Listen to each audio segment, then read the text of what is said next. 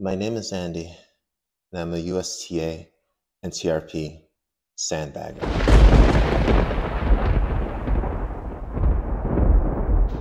So, hey all, this is Andy. I'm going to tackle this somewhat controversial topic. All right, so I've been playing USTA for 13, 14 years. I started out as a self-rated 4.0 in California. Played some doubles, some singles tournaments. Did okay. Best results were like semis and singles tournaments. I won a couple. I won a mixed doubles tournament early on.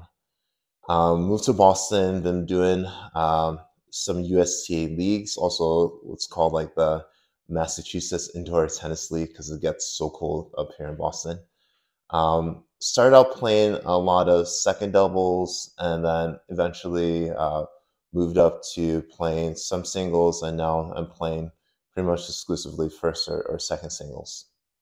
Now, my results have varied over the years, and I say they're probably average right now. I'm playing really well. I think I've improved tremendously over the last 10 years, but I'm also playing very good opponents as well who are also playing well. So now, let's state the obvious. So I've been playing 4.0. I'm pretty sure my skill level, and based on description of 4.5, is at a 4.5 level. But I choose to play 4.0 for various reasons. Number one, accessibility. So with the club that I'm playing in, and also with some of the other clubs, you just have options to play a lot more leagues when you're 4.0 versus a 4.5. So just having accessibility, and I even think that my wife is currently playing in a 7.0 combined league. I think I've seen two 4.0s in her opponents, or like a 4.5 players as well. So maybe I'm not even sandbagging enough. Maybe I need to go down to 3.5. But yeah, so I mean, just accessibility, having the ability to play in leagues. And number two, I've been playing against a lot of good 4.5s in my league, and it's, to me, I like it. I love it. I absolutely love it. I want the competition. That's something that I hunger for, to just compete against good people and continue to get better. Um, but like, I'm having great matches, so no need for me to necessarily move up. You can move up. I think you could go through the USA website, click the appeal button. Oh, just know that once you hit appeal, that the results are binding. So if you get bumped up to whatever 4.5, 5.0, you must play at that level. So that's number two. Number three, I think in my mind, I think like depends on the club, and I've seen this for both guys and ladies. I'm not talking about my current club. I've been around various clubs in the area. Um, you you have some sort of, even if they do have the upper level leagues, so the whatever the 4.5s or the A teams or whatever you like to call it, the gold teams.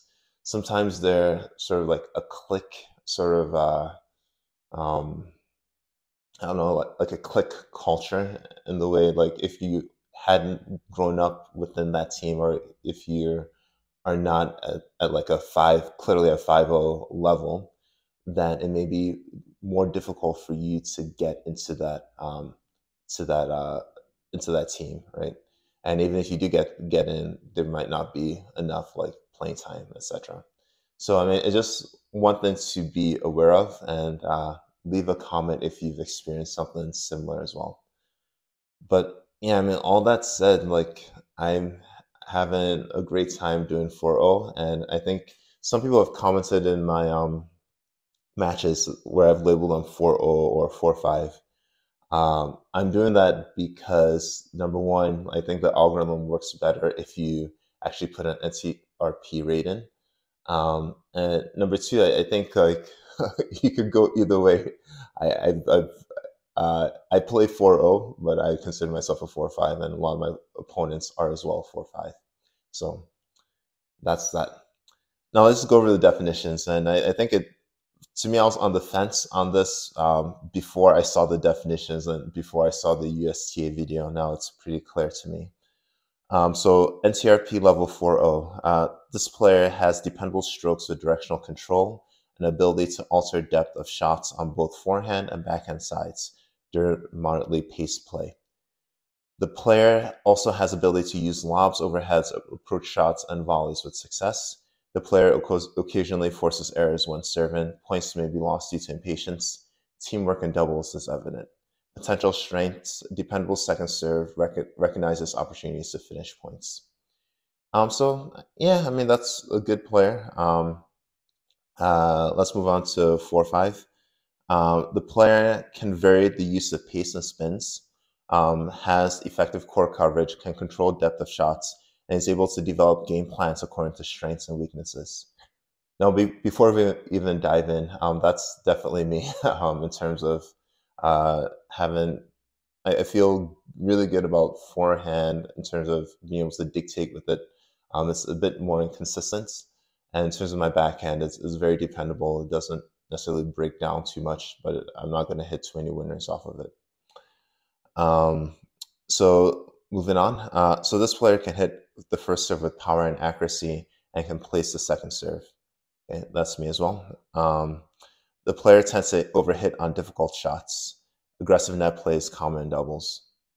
So I think I overhit on shots that I shouldn't be trying to go for, right? So it's more, for me, it's just more of shot selection and having a stronger mind in terms of having patience as to when to go for my shots. I'm definitely very aggressive in doubles. Any of my doubles partners know that I believe in playing aggressively at the net. All right, so potential strengths. Points are frequently won off of serve or return of serve. Yep. Able to offset weakness, may have a weapon around which their game is built. So, I mean, it's clear. 4-5 for me, but let me know what your rating is, whether you're underrating yourself, overrating yourself, and just what you think. I mean, I've had a great time playing in my 4-0 leagues against 4-5 players, and it's something that I'm happy to continue, and I enjoy the competition. I think one of the best matches I've had all year was actually playing against a guy who who played like some ITF qualifier back in the day. But I played really well against him. I lost 0-1, but I had some close points, had a lot of 30 love points that I couldn't close on in my service games. But yeah, that's let me know what you think, and let me know if I stirred up the pot of controversy. So, all right, this is Andy from Tennis with Andy. Play smart and see results.